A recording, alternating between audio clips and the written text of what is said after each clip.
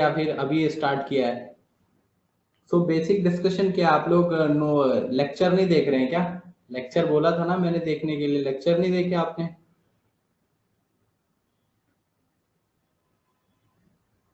Lecture देखे हैं सबने? लेक्चर देख लीजिए, लेक्चर के लिए टाइम निकालिए थोड़ा। हाँ तो लेक्चर देख लें तो फिर क्या प्रॉब्लम है, फिर वहां से नोट्स मिल जाएंगे ना। अदरवाइज मैं बोलता हूँ किसी को नोट्स भेजने के लिए, बट डायरेक्ट नोट से आपको चीजें सारी समझ नहीं आएंगी ना, इसलिए मैं बोल रहा हूँ कि लेक्चर देखो। केवल नोट्स लेके ऐसे देख लोगे तो उससे फायदा नहीं है।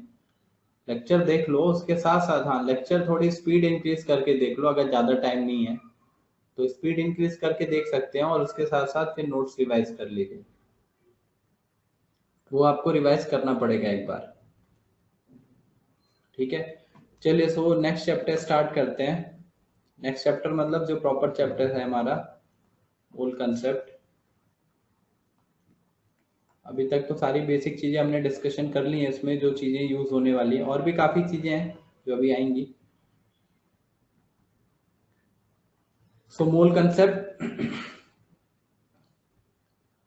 देखिए, मोल कंसेप्ट में जो पूरा चैप्टर है मोल कंसेप्ट, वो एकदम बेसिक बेसिक चीजों को यहाँ पे कंसीडर करके, जो नॉर्मल रिलेशंस होते हैं उन्हीं रिलेशंस को, अगर आपको नॉर्मल चीजों का रिलेशंस पता है तो वही रिलेशन हमें यहाँ पे अप्लाई करना है, ठीक है। जिसको हम यूनिटरी मेथड बोलते हैं, कि कोई भी रिलेशन, जैसे आप मार्केट में जाते हैं चीजों को खरीदने, या फिर कोई भी आप जो सामान खरीद रहे हैं, वो नॉर्मल अगर रिलेशंस आपको आती हैं, चीजें बार्गेनिंग करनी आती है, तो उसके बेसिस पे आप यहाँ पे उसी चीज को अप्लाई करके यूनिटरी मेथड से हम कैलकुलेट करते हैं चीजों को मोल कंसेप्ट में।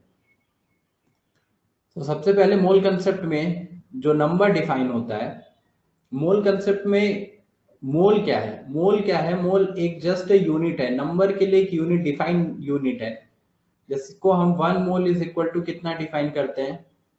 One mole is equal to 6.022 into 10 की power 23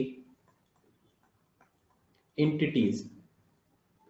1 mole is equal to 6.022 into 10 to the power 23 entities. These entities can be atoms, molecules, ये कुछ भी हो सकता है। entities का मतलब आप कुछ भी रिप्रेजेंट करते हैं।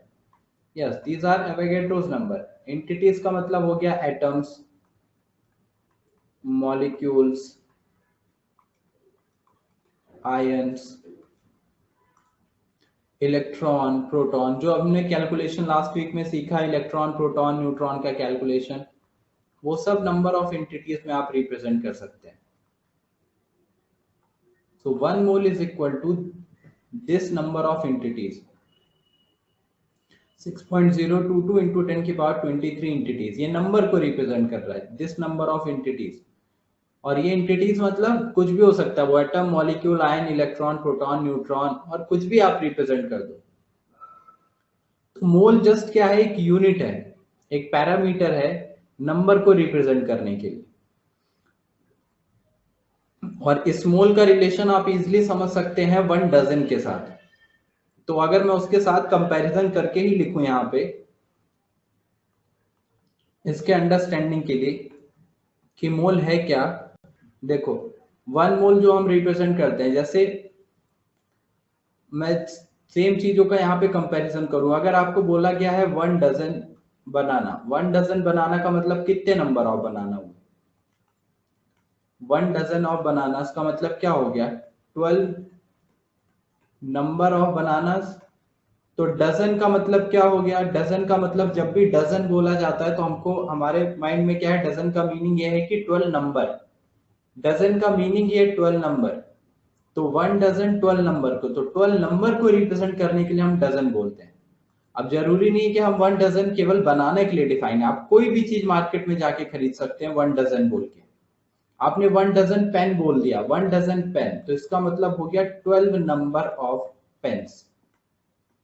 कोई भी चीज, कोई भी इंटिटीज को आप यहाँ पे रिप्रेजेंट कर सकते हैं। तो ये क्या है? एक यूनिट है, नंबर की एक यूनिट है। 1 डजन का मतलब हो गया 12 नंबर, ये एक यूनिट है।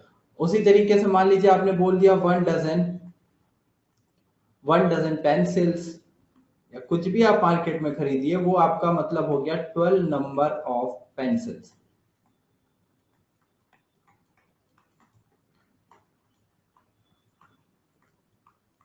या 1 डजन एप्पल, तो इसका मीनिंग भी क्या हो गया, 12 नंबर ऑफ एप्पल्स। अब यहाँ पे कोई फिक्स नहीं है कि केवल बनाने के लिए आप 12, जनरली हम जो खरीदते हैं बनानास को हम डजन में खरीदते हैं, बाकी हमारे पास एप्पल्स हो गया, मैंगोज हो गया, हम केजी में भी लेके आते हैं, लेकिन ऐसा नहीं कि उनके लिए आप डजन डिफाइन नहीं कर सकते, डजन भी डिफाइन कर सकते हैं आप, डजन में भी आपको मिलेगा वो। तो ये डजन क्या है, एक यूनिट है।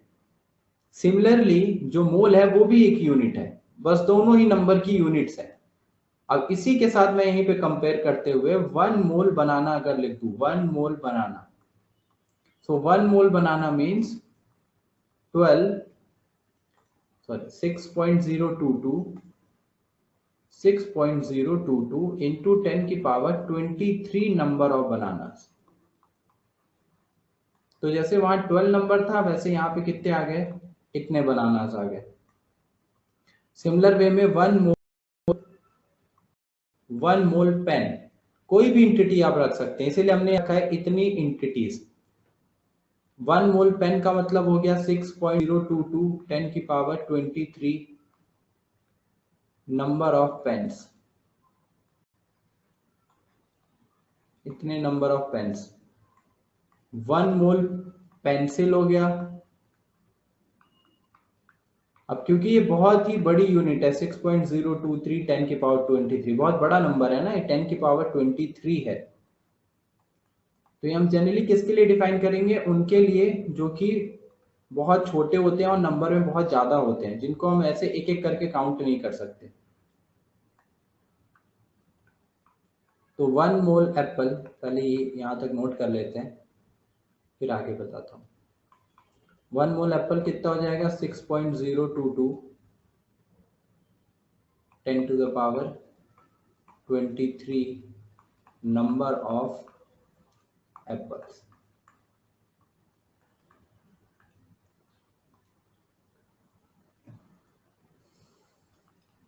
नोट करिए यहां तक।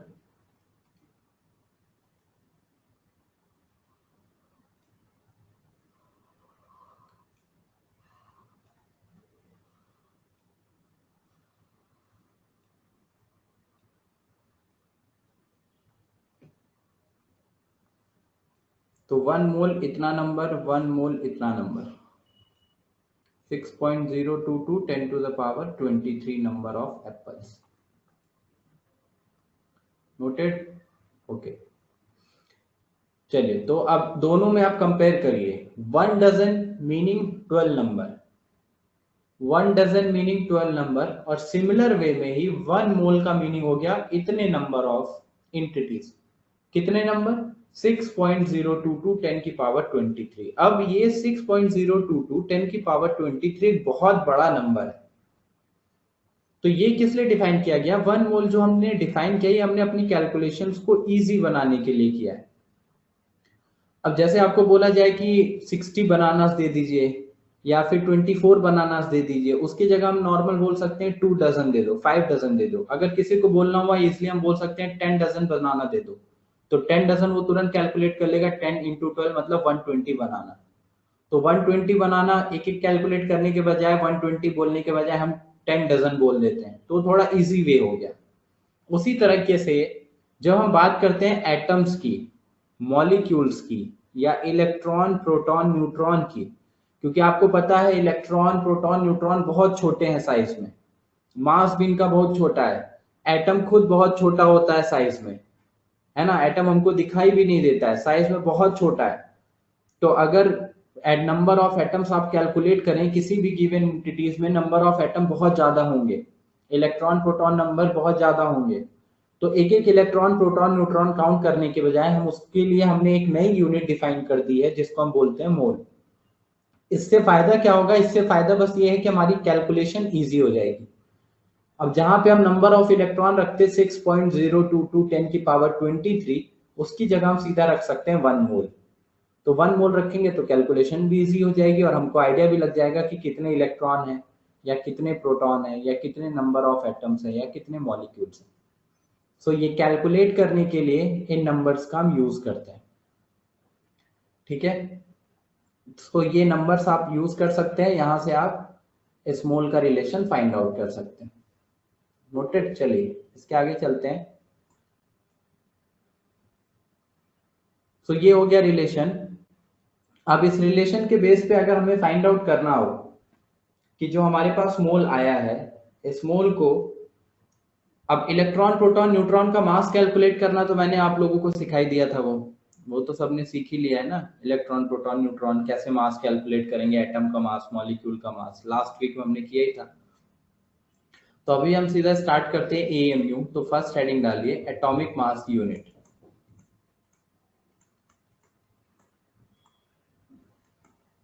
Atomic mass unit which is represented by AMU।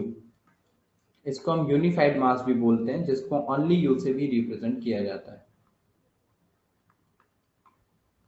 Unified mass.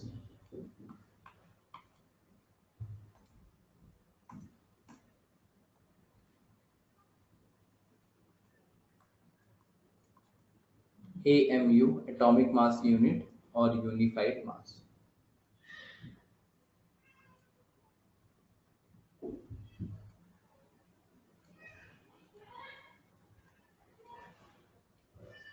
So atomic mass unit में लिखिए, इसमें लिखिए it is defined as atomic mass unit AMU या यूनिफाइड मास में it is defined as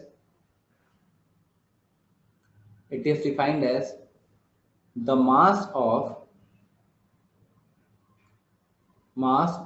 it is defined as the mass of one atom of sorry it is defined as the mass of it is defined as लिखा है ना सबने,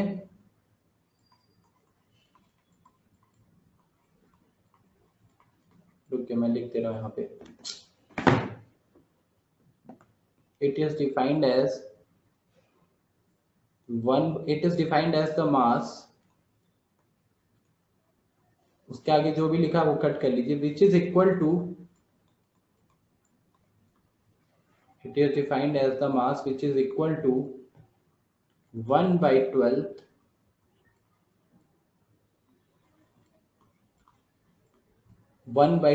of the mass of one atom of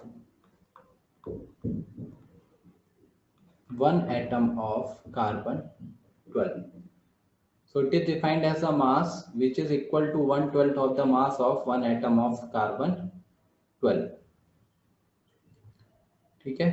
देखिए यहाँ पे definition हमने ये लिखी है कि मास क्या होता है, it is defined as the mass which is equal, voice नहीं आ रही है,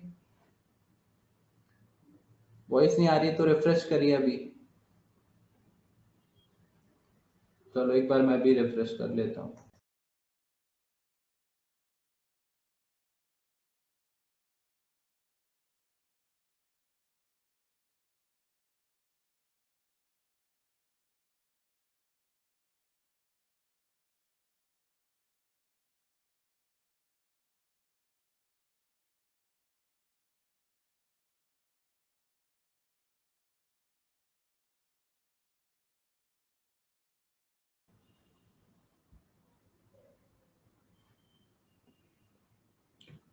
ठीक है, अभी भी नहीं आ रही है तो अभी आप रिफ्रेश करिए, आपका फिर नेटवर्क का प्रॉब्लम होगा, क्योंकि नेटवर्क तो यहाँ पे ठीक है। So it is defined as the mass which is equal to 1/12 of the mass of one atom of carbon 12। यानी कि 1 AMU हम क्या डिफाइन करेंगे, 1 AMU will be equal to 1/12 into mass of one atom of carbon 12।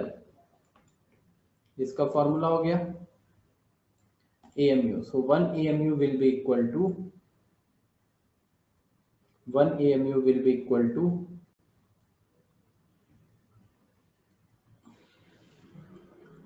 1 AMU will be equal to 1/12 into mass of one atom of carbon 12.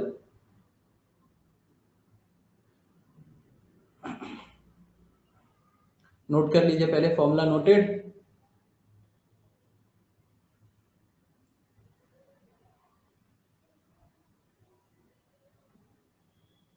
Okay चलिए, सो देखिए 1 AMU हम क्या define कर रहे हैं, 1 AMU is equal to 1/12 of the mass of one atom of carbon 12। अब carbon 12 क्या है पहले ये समझते हैं।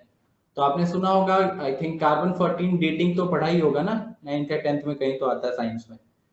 तो कार्बन 14 डेटिंग, तो वैसे ही कार्बन के दो आइसोटोप्स होते हैं। कार्बन का atomic number 6, atomic mass 12, and carbon का atomic number 6, atomic mass 14। So there are two isotopes of carbon, मतलब दो अलग अलग एटॉमिक मास के। तो कार्बन के दो आइसोटोप्स होते हैं, एक कार्बन का एटॉमिक मास 12 वाला और एक कार्बन का एटॉमिक मास 14 वाला।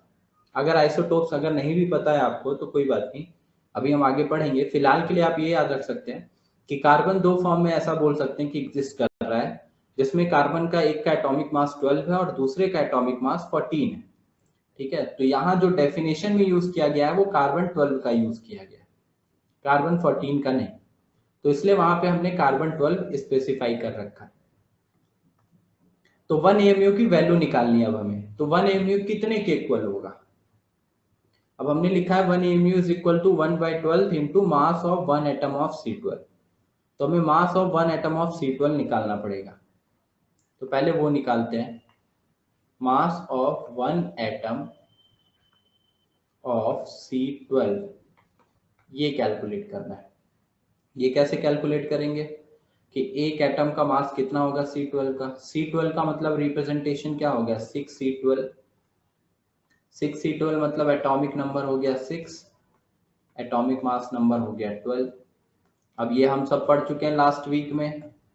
अगर आपको ये पता है Z6A12, तो नंबर ऑफ इलेक्ट्रॉन कितने होंगे उसमें, नंबर ऑफ इलेक्ट्रॉन होंगे 6, नंबर ऑफ प्रोटॉन कितने होंगे 6, एंड नंबर ऑफ न्यूट्रॉन कितने होंगे 6। 12 माइनस 6 इज इक्वल टू 6। तो हमने number of electron proton neutron calculate कर लिए। अब अगर इलेक्ट्रॉन प्रोटॉन न्यूट्रॉन पता है तो फिर क्या कर सकते हैं, मास कैसे निकालते थे, मास ऑफ वन एटम। अब एटम का मास कहाँ से आता है, क्या पढ़ा था हमने, एटम में मास कहाँ से आता है, उसके इलेक्ट्रॉन प्रोटॉन न्यूट्रॉन की वजह से। तो mass of one atom is equal to क्या हो जाएगा, mass of 6 electron plus mass of 6 proton plus mass of 6 neutron. फिर हमने क्या पढ़ा था कि इलेक्ट्रॉन का मास बहुत कम होता है। ये सारी चीजें पढ़ चुके हैं, इसलिए बोला था ये बेसिक है। अभी जो पढ़ा रहा हूं उसको ध्यान से पढ़िए, ये पूरा यूज होगा मूल कंसेप्ट में। तो mass of one atom of C12 क्या लिखा जाएगा, इलेक्ट्रॉन का मास नेग्लेजिबल होता है, ये हमने पढ़ा था। तो इलेक्ट्रॉन के मास को कर दिया जाता है निगलेक्ट, तो बचता केवल क्या है, मास of 6 proton plus mass of 6 neutron. यहां से आ जाएगा mass of one atom of C12। अब आगे निकालेंगे मास ऑफ वन एटम। इलेक्ट्रॉन का मास बहुत कम होता है प्रोटॉन न्यूट्रॉन के कंपैरिजन में, इसलिए हम उसके मास को हटा देते हैं, क्योंकि ऐड करके भी कोई फायदा नहीं है, बहुत कम होगा वो। अब प्रोटॉन का मास यहाँ ऐड किया जाएगा, तो 6 प्रोटॉन का मास कितना हो जाएगा, 1.672 10 टू द पावर -27 kg। ये 6 प्रोटॉन का मास है, 6 इंटू दिस। 6 न्यूट्रॉन का मास कितना आ जाएगा, केजी यहाँ से हटा के पूरा ओवरऑल इधर ही लिखता हूँ, केजी प्लस 6 न्यूट्रॉन का मास रखेंगे तो 6 into 1.675 into 10 to the power -27, ये केजी। तो ये आ गया mass of one atom of C12। Note करिए, किसी को डाउट यहां तक, किसी को भी डाउट है तो पूछ लीजिए। हाँ 1.673 ही है, 672 लिख दिया। 1.673, तो उसको बाद में 1.67 ही रख देंगे, उससे कोई फर्क तो पड़ेगा नहीं।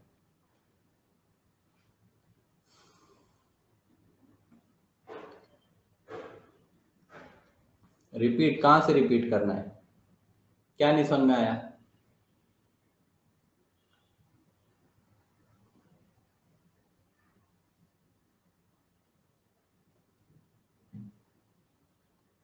कौन सा स्टेप नहीं समझ में आया?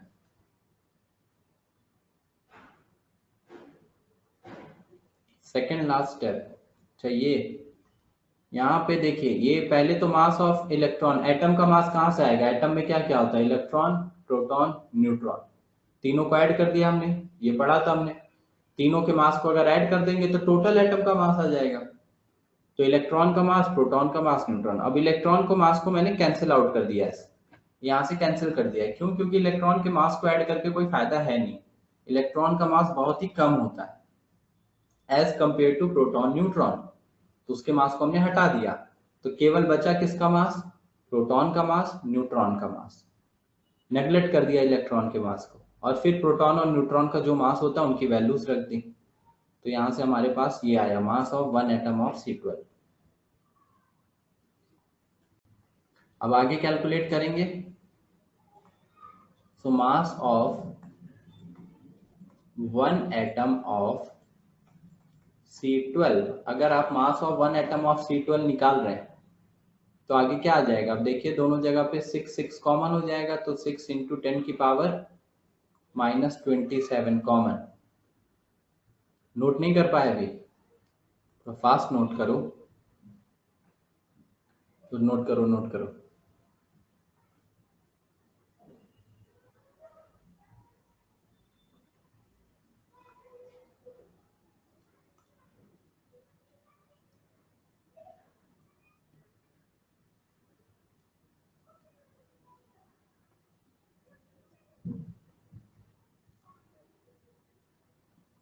ट्वेल्व अपॉन Na ग्राम।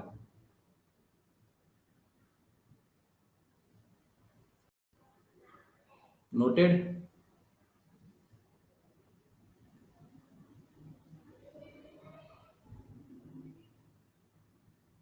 नोट करिए।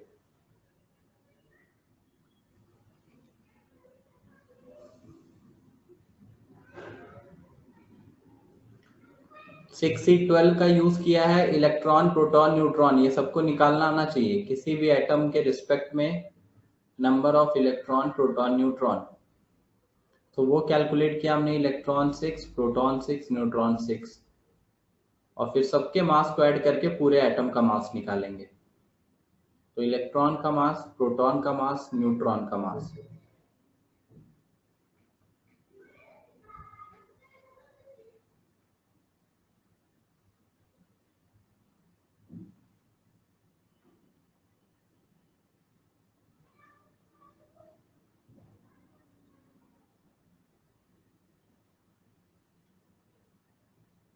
डन।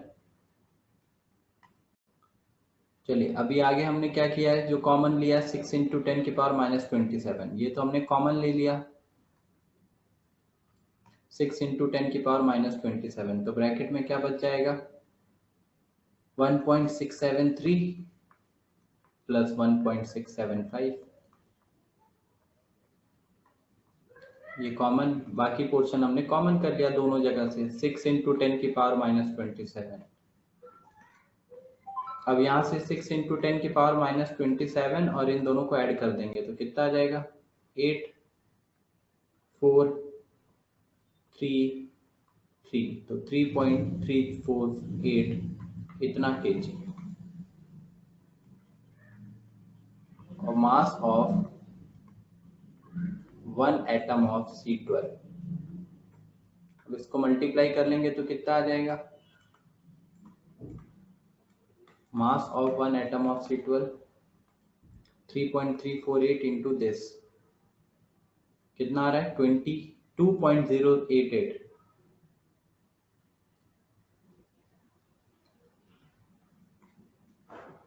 22.088 इतना ही आ रहा है, सब लोग चेक कर लीजिएगा। प्रणीता ने इतना आंसर लिखा, 10 to the power -27 kg, multiply कर लो। ये आ गया mass of one atom of C12। So 22 है या 20 है? कुछ का 20 आ रहा है, कुछ का 22 आ रहा है।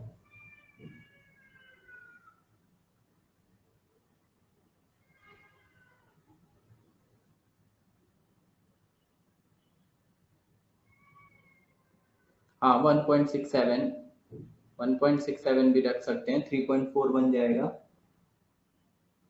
20.08 आ रहा है, ठीक है। तो 22 हटा रहा हूं मैं, दिस इज 20.088। चलिए ये हो गया mass of one atom of C12।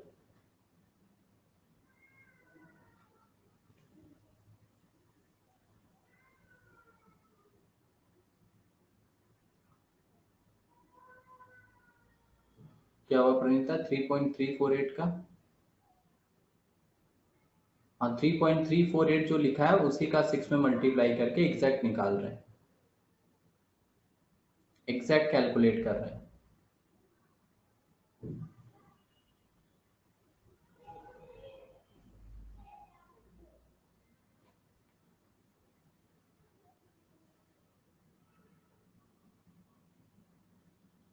हाँ ठीक है, ये इसका आंसर आ गया अभी, clear.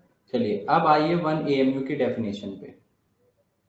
So 1 AMU is equal to, हमने क्या लिखा था, AMU हम क्या डिफाइन करते हैं, it is equal to the mass which is equal to 1/12 into मास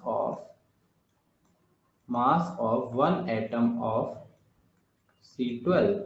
ये था 1 AMU। अब mass of one atom of C12 तो हमने निकाला है ना, वो अभी हमने निकाला, वो हमने कितना कैलकुलेट किया है, 20.088 इंटू 10⁻⁻27 kg। ये हमने कैलकुलेट किया अभी, और जो कैलकुलेट करके हमने निकाला वही उठा के इस फॉर्मूले में रख दिया।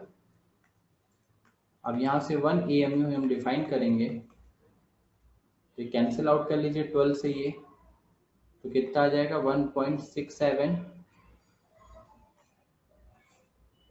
1 AMU is equal to 1.67 into 10⁻⁻27 kg।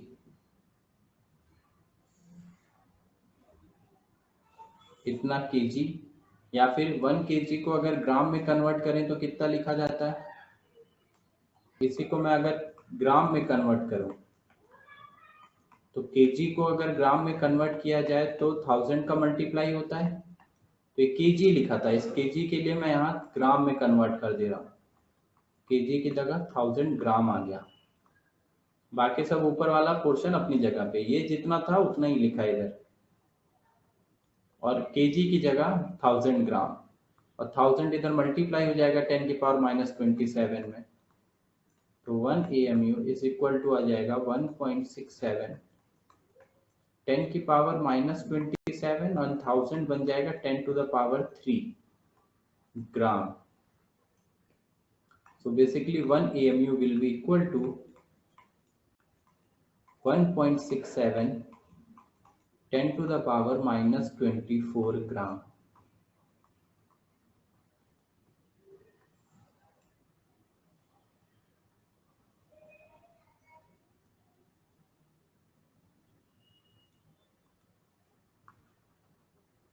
तो ये 1 AMU का रिलेशन आया है।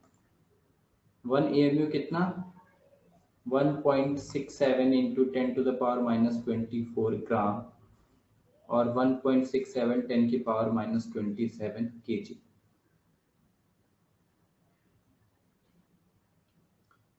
ये वैल्यू है, ये 1 AMU है। तो 1 AMU का मतलब एटॉमिक मास यूनिट या फिर यूनिफाइड मास, उसकी वैल्यू केजी या ग्राम में कितनी होगी ये याद होनी चाहिए सबको। ये जो वैल्यू हमने निकाली है ये सबको लर्न होनी चाहिए। 1 AMU is equal to 1.67 10⁻⁻24 gram.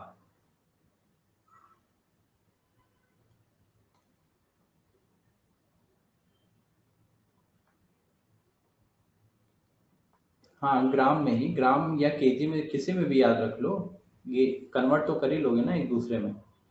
KG में याद रख लोगे तो ग्राम में तो कन्वर्ट हो ही जाएगा 1000 से मल्टीप्लाई करके। तो 1.1 AMU इज इक्वल टू 1.67 10 की पावर -24 ग्राम और 10 की पावर -27 केजी।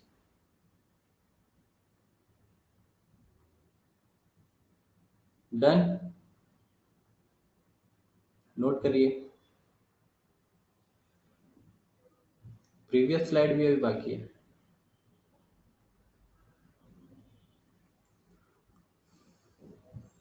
नोटेड, चलो ठीक है, जिसका प्रीवियस स्लाइड है नोट कर लो।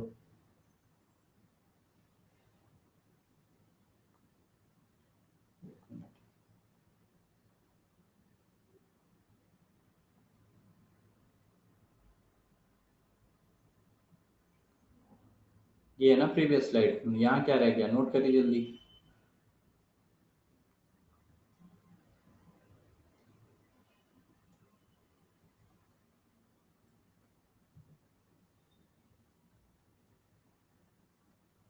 फाइव 500 ग्राम का 10 की पावर 2 आता है क्या? नहीं भाई, 10 की पावर 2 का मतलब 100 हो गया ना, 500 कैसे हो गया? पावर नहीं आती। 10 की पावर 3 का मतलब 1000, 10 की पावर 2 का मतलब 100, 500 थोड़ी होगा।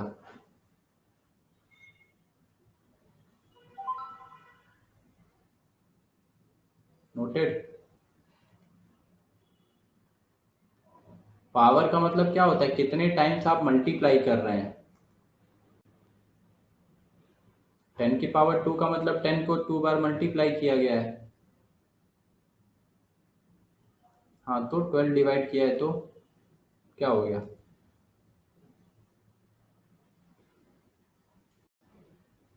12 डिवाइड नहीं करना चाहिए था।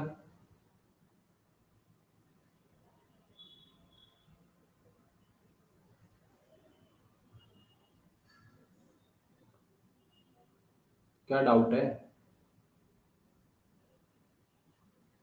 12 तो फॉर्मूले में जो लिखा था वही लिखा है फॉर्मूले में, 1/12 into mass of one atom of C12।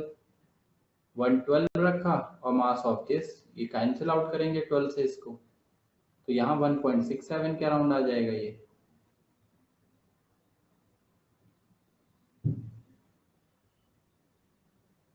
हाँ डिवाइड किया ना, तभी तो आ रहा है 1.67। तो 20.088 को 12 से डिवाइड कर दिया है।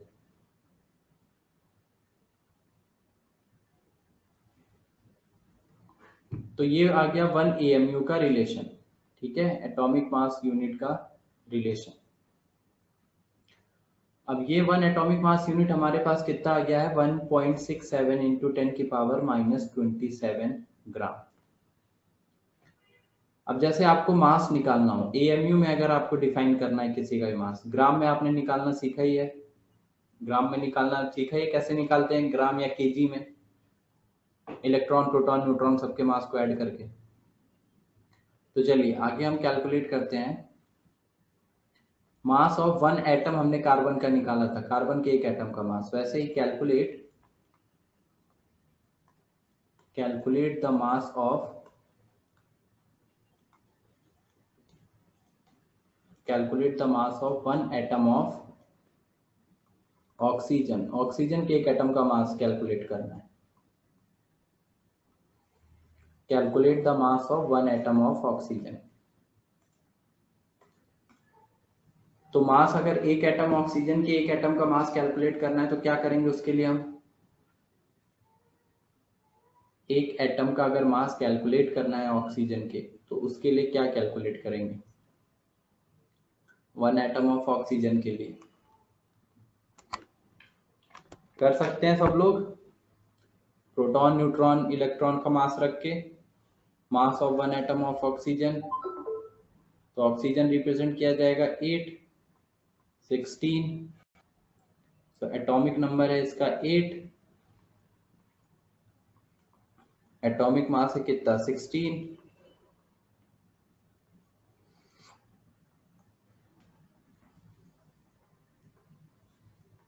नंबर ऑफ इलेक्ट्रॉन कितना आ जाएगा 8, नंबर ऑफ प्रोटॉन, ये सब एक एटम के लिए आएगा। तो फॉर वन एटम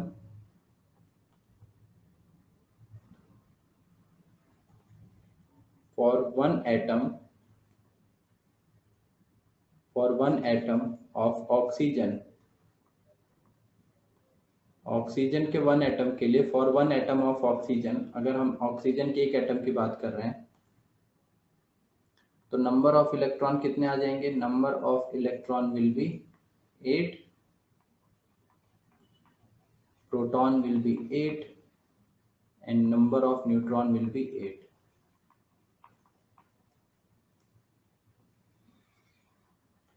फिर मास निकालेंगे,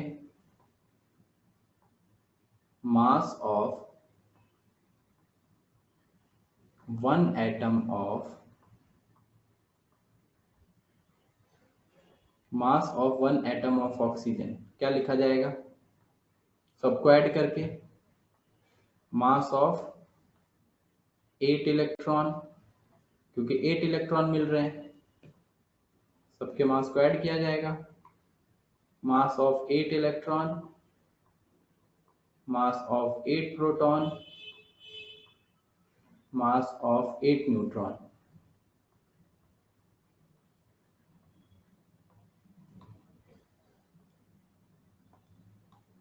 अब उसके बाद मैंने क्या बोला, इलेक्ट्रॉन के मास को आप नेग्लेक्ट कर सकते हैं क्योंकि उसका मास बहुत कम होता है। So mass of one atom of oxygen, so mass of one atom of oxygen क्या आ जाएगा? मास ऑफ 8 प्रोटॉन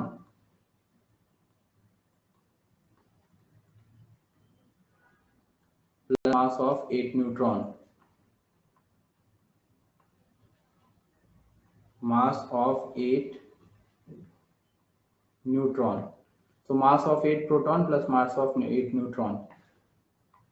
8 proton का मास 8 into 1.673 into 10 की पावर माइनस 27, और 8 न्यूट्रॉन के लिए भी 8 into 1.675 into 10 to the power minus 27। ये पूरा किसमें? केजी में। नोट करिए यहां तक।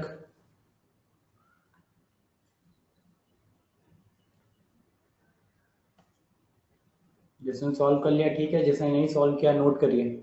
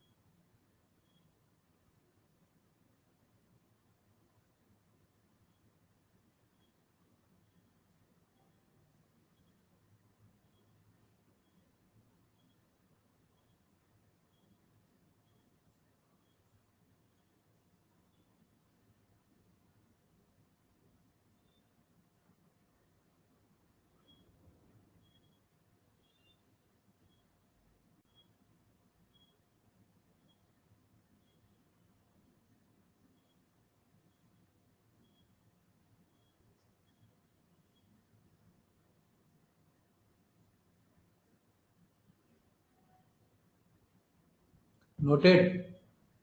चलिए, so next mass of one atom, mass of one atom of oxygen कितना हो जाएगा? अब 8 इंटू 10 की पावर माइनस 27 तो कॉमन हो जाएगा, अब बच जाएगा ब्रैकेट में वही 1.673 प्लस 1.675, इतना केजी।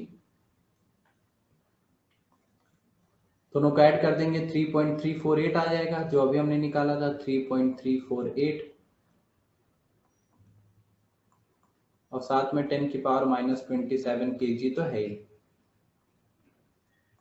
मल्टीप्लाई कर लेंगे 8 इंटू 10 कितना आ जाएगा?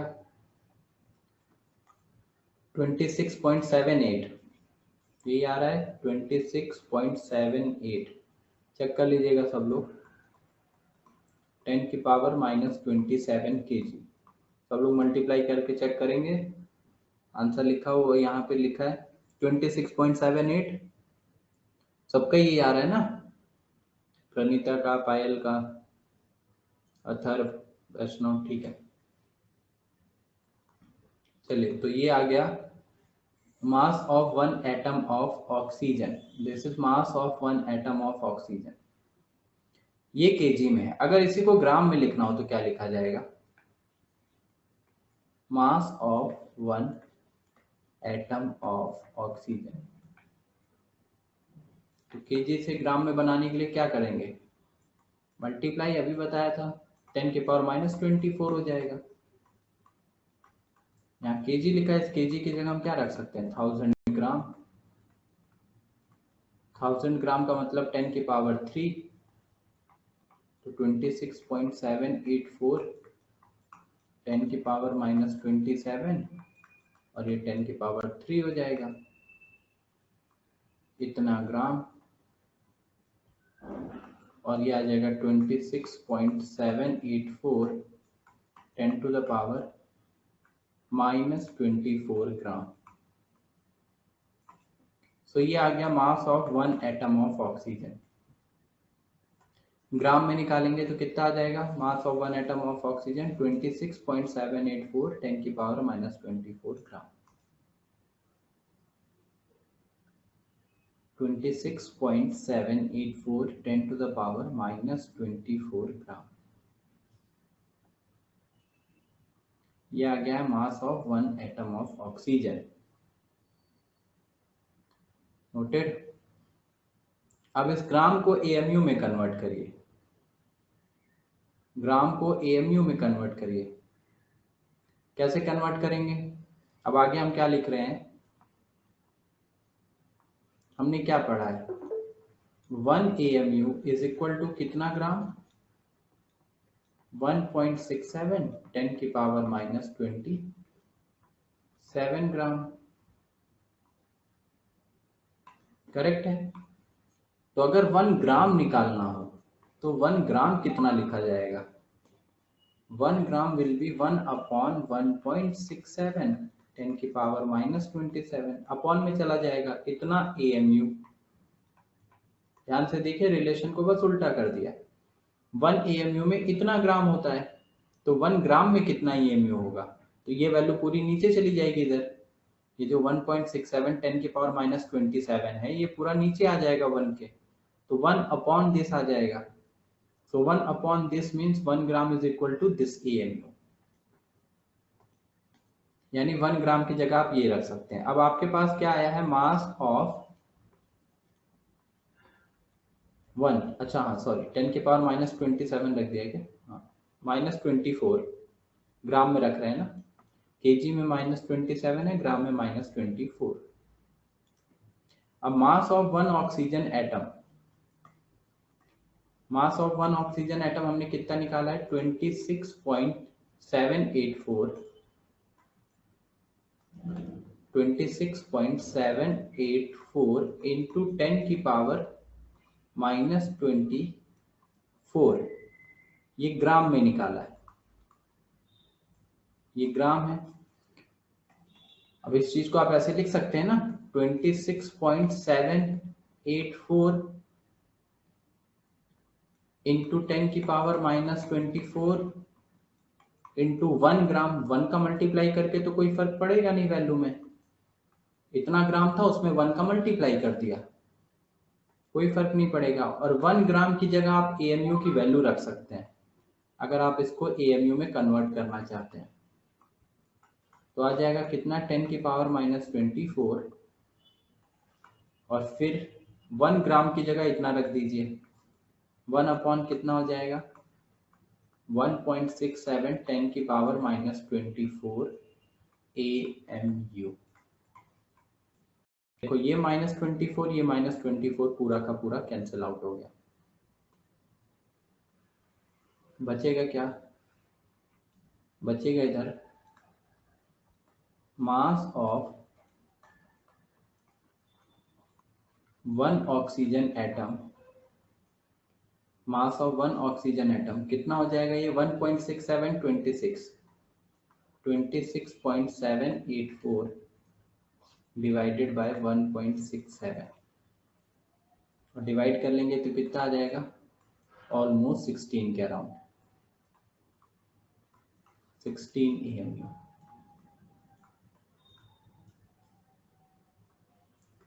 तो हमारे पास आंसर क्या आया? Mass of one oxygen atom is equal to 16 AMU। तो mass of one oxygen atom 16 AMU। हाँ 16.03 जो भी आ रहा है, 16.03 अराउंड 16 आ जाएगा।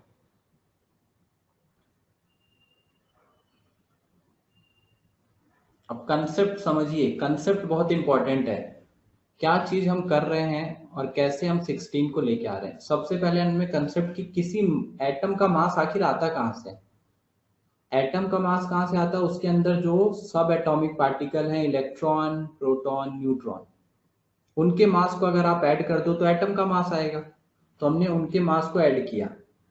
अब उनके मास हमें केजी में पता थे, किलोग्राम में पता थे, तो हमने सबके मास को ऐड किया। इलेक्ट्रॉन का मास बहुत कम होता है तो उसको नेग्लेक्ट कर दिया। प्रोटॉन, न्यूट्रॉन को ऐड करके हमने ओवरऑल एटम का मास निकाला।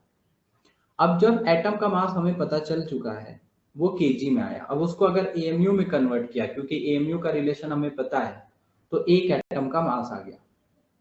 अब एक ऑक्सीजन एटम का मास आया 16 AMU।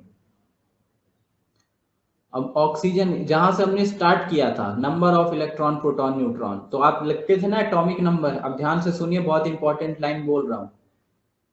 एटॉमिक नंबर लिखते थे, क्या लिखते थे हम? ऑक्सीजन का atomic number 8, atomic mass number क्या लिखते थे? 16। वही 16 यहाँ पे आया है, but this is in AMU। तो जो एटम हम रिप्रेजेंट करते हैं उसमें जो ऊपर एटॉमिक मास नंबर लिखा होता है ना, वो एक एटम का मास होगा अगर उसी नंबर को आप AMU में रिप्रेजेंट कर रहे हैं। समझ में आ रहा है? जो भी एलिमेंट का एटॉमिक मास नंबर हमने याद किया है, अगर उसी नंबर को AMU के साथ लिख दिया जाए तो वो एक एटम का मास होगा, जैसा यहां पे हमने निकाला है। एक एटम का मास हमने कितना निकाला है ऑक्सीजन के लिए? 16 AMU। ठीक है, 16 AMU आया क्योंकि ऑक्सीजन के ऊपर नंबर 16। वैसे मान लीजिए सोडियम का पूछा जाए कि calculate the mass of one atom of sodium, तो आंसर क्या होगा? अब आंसर आपको पता है कि आंसर क्या होना चाहिए, मास of one atom of sodium. Sodium की बात हो रही है यूनिट के साथ, नॉट जस्ट नंबर। यूनिट बहुत इंपॉर्टेंट है यहाँ पे। नंबर ये कई अलग अलग चीजों को रिप्रेजेंट करता है, यूनिट के साथ आपको बताना है। तो यूनिट के साथ हम रिप्रेजेंट करेंगे तो आंसर क्या आ जाएगा? ग्राम में नहीं आएगा भाई, 23 AMU। ग्राम में बताओगे तो कुछ और आ जाएगा आंसर, इसलिए बता रहा हूं। ये नंबर को जब भी आप AMU में रिप्रेजेंट करेंगे, ये लिखा है AMU, ये अभी यही तो निकाला है 16 AMU। एक एटम के मास की जब भी बात की जाएगी तो जो ऊपर नंबर आपने याद किया एटॉमिक मास नंबर, उसको AMU के साथ दिखाना है। वो नंबर केवल एक एटम के मास को रिप्रेजेंट नहीं करता, वो कई चीजों को रिप्रेजेंट करता है। जो एटॉमिक मास नंबर हमने पढ़ा है, जैसे ऑक्सीजन के लिए हमने क्या पढ़ा है? 16। अब ये एटॉमिक मास नंबर A होता है। ये होता क्या है? ये कई चीजों को रिप्रेजेंट करता है। ठीक है, वही अब हम धीरे धीरे करके पढ़ेंगे, तो कंसेप्ट क्लियर होने चाहिए, इसलिए ध्यान से सुनिए। अभी हमने एक कंसेप्ट पढ़ा है, वो ये कि ये जो नंबर होता है, अगर इस नंबर को AMU में रिप्रेजेंट कर दिया जाए, अगर इस नंबर को आपने AMU में रिप्रेजेंट कर दिया तो ये किसके मास को बताएगा? ये बताएगा मास ऑफ वन एटम। अगर आपने इसके साथ AMU लिख दिया है, इसका मतलब ये है मास ऑफ वन एटम। समझ में आ रहा है? यूनिट का बहुत बड़ा फर्क है यहाँ पे। इसी नंबर को अगर आपने ग्राम के साथ दिखा दिया तो वो कुछ और रिप्रेजेंट करेगा। वो क्या रिप्रेजेंट करेगा वो अभी हम आगे पढ़ेंगे। वो कुछ और रिप्रेजेंट करता है, वो एक एटम का मास नहीं होता। और इस नंबर को केवल नंबर दिखा रहे हैं, कोई यूनिट नहीं दिखाई है, तो भी कुछ और रिप्रेजेंट कर सकता है। वो अलग अलग डेफिनेशंस हैं, तो इसमें कंफ्यूज ना हो आप, इसलिए ध्यान से सुनिए। तो सर यही आंसर माना जाएगा 23। क्या 23? आज बता तो रहा हूं कि अगर एक एटम का मास पूछा है तो उसको एएमयू के साथ रिप्रेजेंट करना है। जैसे सोडियम के लिए पूछा गया कि सोडियम के एक एटम का मास कितना होगा, तो answer will be MU. Because जब भी एक एटम की बात होगी हमेशा यूनिट आएगी एएम। और वो कैसे आती है वो पूरा डेराइव करके आपको अभी दिखाया गया है। ऑक्सीजन के पूरे एटम का मास निकाला, इलेक्ट्रॉन प्रोटॉन न्यूट्रॉन के मास को ऐड करके ग्राम में निकाला, केजी में निकाला, फिर उसको एएमयू में कन्वर्ट किया। तो एक ऑक्सीजन का मास आया था, एक एटम का मास 16 एएमयू। तो किसी भी एलिमेंट के जब भी एक एटम की बात की जाएगी तो जो उसका एटॉमिक नंबर है उसी को एएमयू के साथ रिप्रेजेंट करना है। समझ में आया? समझ में आया ये सबको? हाँ, AMU is the mass of one atom. जरूरी एएमयू का मतलब एटॉमिक मास यूनिट जो हम दिखाते हैं, एएमयू जब भी रिप्रेजेंट किया जाएगा वो वन एटम या वन मॉलिक्यूल के लिए भी हम डिफाइन करते हैं। अभी हम एटम की बात कर रहे हैं। जब भी एक मॉलिक्यूल का मास निकालते हो तो भी उसके मास को हम एएमयू में दिखाते हैं।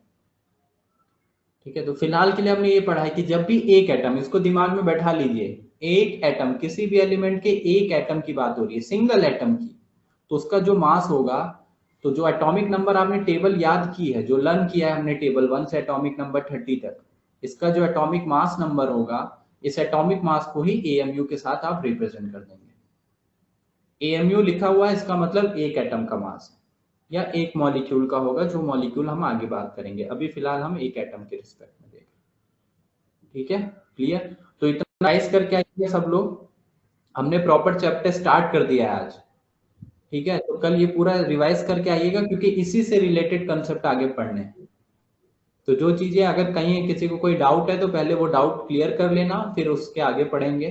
तो ये पूरा पहले रिवाइज करके आना जो आज पढ़ा है। Okay, clear?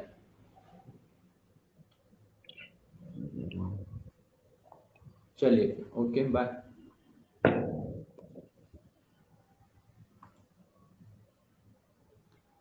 हाँ, दे दूंगा, होमवर्क डाल दूंगा ग्रुप पे।